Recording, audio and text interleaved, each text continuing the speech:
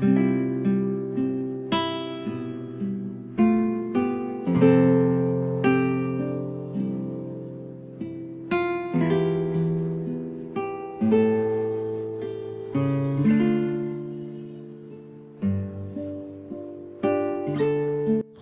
mabuting balita ng Panginoon ayon kay San Lucas.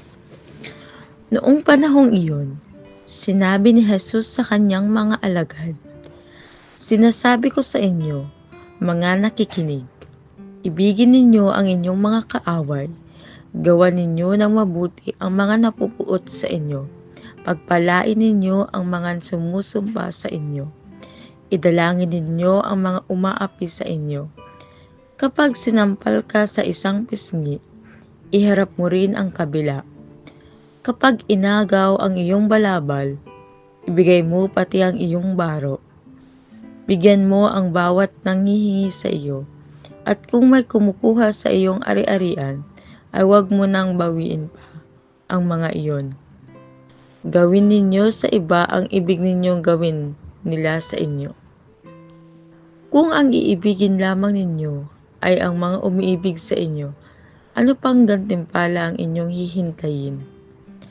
Kahit ang mga makasalanan ay umiibig din sa mga umiibig sa kanila.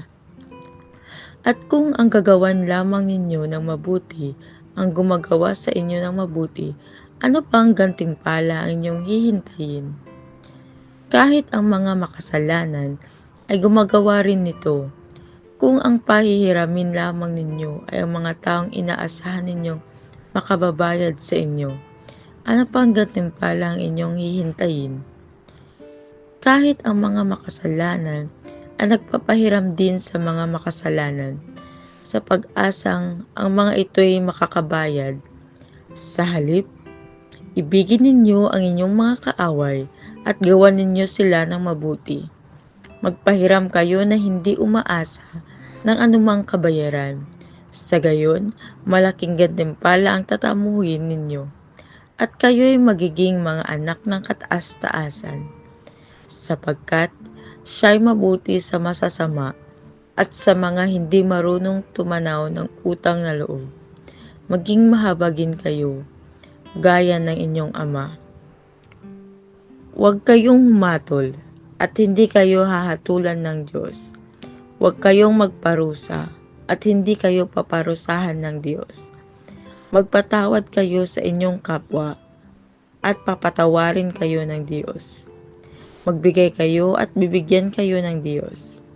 Hustong takal, siksik, liglig at umaapaw pa ang ibibigay sa inyo, sapagkat ang takalang ginagamit ninyo sa iba ay siya ring gagamitin sa inyo.